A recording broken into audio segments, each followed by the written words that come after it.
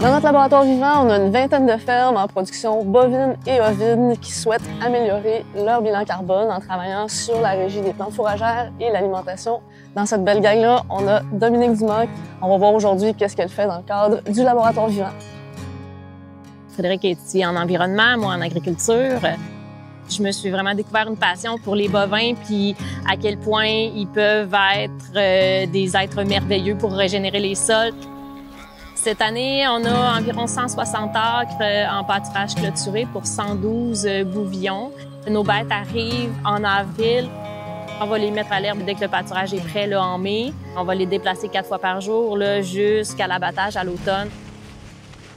Bien là, ça a été brouté à peu près jusqu'à le pylône. Là. Les émissions principales de la ferme, c'est lié à la fermentation entérique des animaux.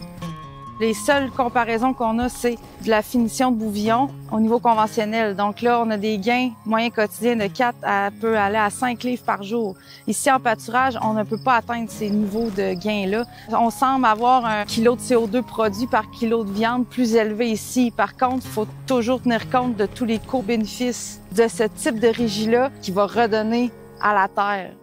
La production de méthane vient plus spécifiquement d'un groupe, les archées ruminales. Elles cohabitent avec un autre organisme, les protozoaires du rumen.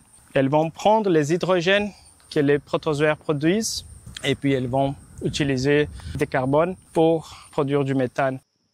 Les fibres, la cellulose par exemple, elle est beaucoup plus liée à la production de méthane parce que l'aliment va rester plus longtemps dans les rumens de la vache. Quand on fauche un champ, on récolte et on donne, on peut analyser la balle, on sait exactement ce qu'on va donner à l'animal. En pâturage, c'est tout autre. C'est l'animal qui va aller choisir, c'est l'animal qui fait le tri. Ça va être là.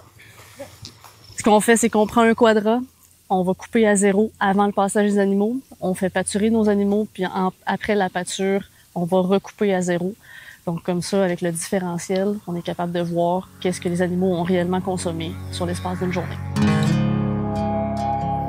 Pour améliorer notre bilan carbone en production bovine, on doit vraiment faire une rotation en fonction de ce qu'on a dans le champ. Si on reste 3 jours dans une section au lieu de 2, on peut revenir jusqu'à 3 semaines plus tard dans cette même parcelle-là. On veut vraiment garder le plus possible de couvert végétal pour éviter que le soleil réchauffe la terre, pour vraiment protéger des sécheresses, puis pour aider à la plante à se régénérer, à avoir une meilleure reprise. D'aller dans la plus grande variété possible d'espèces fourragères. Plus on a de légumineuses, plus on va vraiment maintenir un bon rendement. Faire des sursemis, l'idée c'est d'être dans le travail minimum le plus possible pour réduire nos émissions liées aux émissions de CO2. Quand je marche dans un pâturage qui a cette vie-là, qui est garnie, pour moi c'est l'avenir de la production bovine. Donc, on est en fin d'après-midi, puis il est déjà le temps de changer le troupeau de parcelles. Donc, on va le faire traverser la route.